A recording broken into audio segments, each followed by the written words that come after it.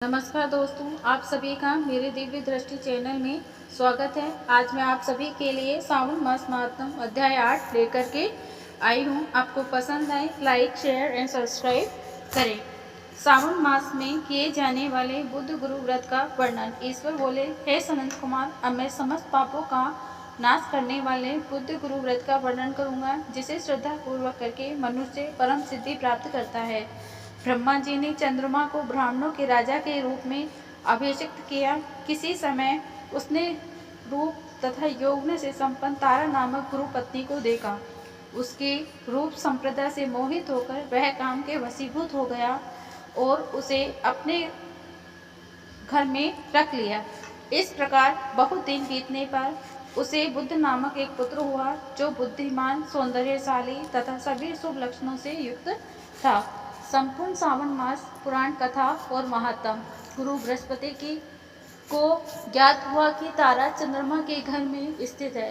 तब उन्होंने चंद्रमा से कहा कि मेरी पत्नी को वापस कर। अनेक तरह से समझाने पर भी जब चंद्रमा ने तारा को वापस नहीं दिया, तब बृहस्पति ने देवताओं की सभा में जाकर देवराज इंद्र को यह वृतांत बतलाया और कहा, हे शक्र, आप देवताओं के राजा हैं, अतः अपनी आज्ञा से आप उसे दिलाएं, अन्यथा उस चंद्रमा के द्वारा किया गया पाप आपको ही निसंदेह लगेगा, क्योंकि शास्त्र निर्णय के अनुसार प्रजा के द्वारा किए गए पाप को राजा भोगता है। पुराण में भी ऐसा कहा गया है कि दुर्बल का बल राजा होता है। गुरु का यह वचन सुनकर चंद्रमा ने कहा, मैं आपकी आज्ञा से तारा को तो दे दूंगा, किंतु इस पुत्र को नहीं दूंगा। शास्त्र के अनुसार विचार करके देवता ने उस बुद्ध को चंद्रमा को दे दिया। इसके बाद गुरु को उदास देखकर देवताओं ने उन दोनों को वर प्रदान किया, हे चंद्र, अब तुम घर जाओ, यह तुम्हारा भी पुत्र है और बृहस्पति का भी है। यह तुम्हारा पुत्र ग्रहों में प्रतिष्ठित होगा। हे सुराचार्य, आप यह दूसरा भी शुभ वर ग्रहण कीजिए कि जो बुद्धिमान व्यक्ति आप दोनों बुद्ध गुरु का व्रत मिलाकर करेगा, उसकी संपूर्ण सिद्धि होगी। यह सत्य है, इसमें संदेह नहीं है। शंकर जी के लिए अत्यंत प्रिय इस सावन मास के आने पर जो लोग बुधवार तथा बृहस्पतिवार को पूजन व्रत करेंगे, उन्हें सिद्धि प्राप्त होगी।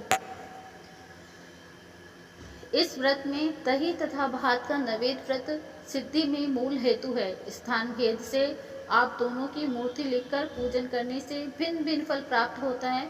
यदि कोई हिंडोले के ऊपरी स्थान पर आप दोनों की मूर्ति लिखकर पूजन करे, तो वह सर्वगुण संपन्न तथा दीर्घायु प्राप्त करेगा। यदि मनुष्य कोषागार में मूर्ति को लिखकर पूजन करता है, तो उसके कोष बढ़ते हैं और वे कविछय को प्राप्त नहीं होते। इसी प्रकार पाकाल्य में पूजन करने से पाक वृद्धि और देवालय में पूजन करने से उनकी कृपा प्राप्त होती है।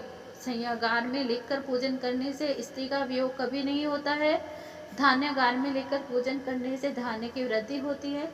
इस प्रकार मनुष्य उन फलों को प्राप्त करता है। इस प्रकार 7 वर्ष तक करने के बाद उद्यापन करना चाहिए।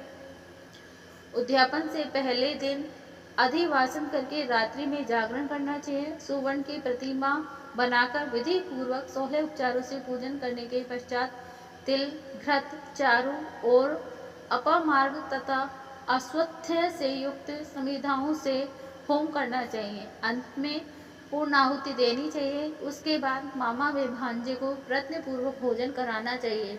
इसके बाद ब्राह्मणों को तथा अन्य लोगों को भी भोजन करना चाहिए, स्वयं भी भोजन करना चाहिए। इस विधि से 7 वर्ष तक करने पर मनुष्य सभी मनोरथों को प्राप्त कर लेता है। जो इसे विद्या की कामना से करता है, वह वेद शास्त्र के अर्थों को जानने वाला हो जाता है। बुद्ध वृद्धि प्रदान करते हैं और गुरु बृहस्पति गुरुता प्रदान करते हैं।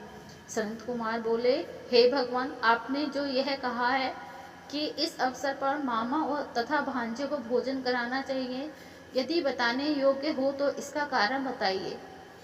ईश्वर बोले, हे सनंत कुमार, पूर्व काल में अत्यंत दीन तथा दरिद्र कोई 2 ब्राह्मण थे।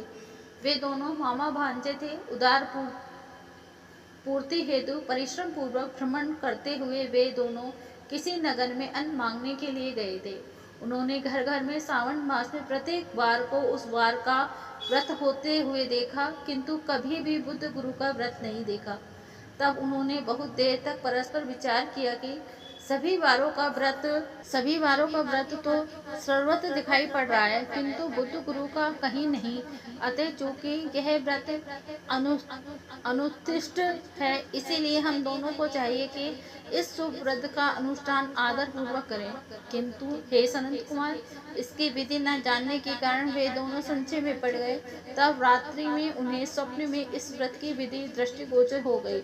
इसके बाद उन्होंने उसकी विधि के अनुसार व्रत को किया, जिससे उन्होंने अपार संपदा प्राप्त की। प्रतिदिन उनकी संपत्ति बढ़ने लगी और सभी लोगों को ज्ञात भी हो गई।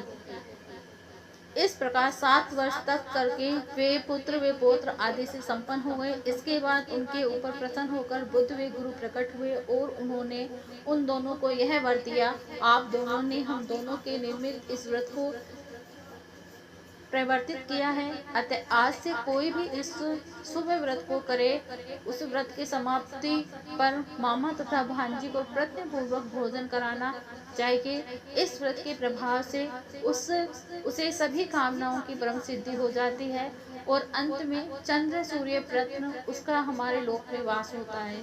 इस प्रकार श्री स्कंद पुराण के अंतर्गत ईश्वर संत कुमार संवाद में श्रवण मास महात्म में बुद्ध गुरु व्रत कथन नामक 8वां अध्याय पूर्ण हुआ। श्री शिवाय नमस्तुभ्यम, श्री शिवाय नमस्तुभ्यम, श्री शिवाय नमस्तुभ्यम, श्री शिवाय नमस्तुभ्यम, श्री शिवाय नमस्तुभ्यम।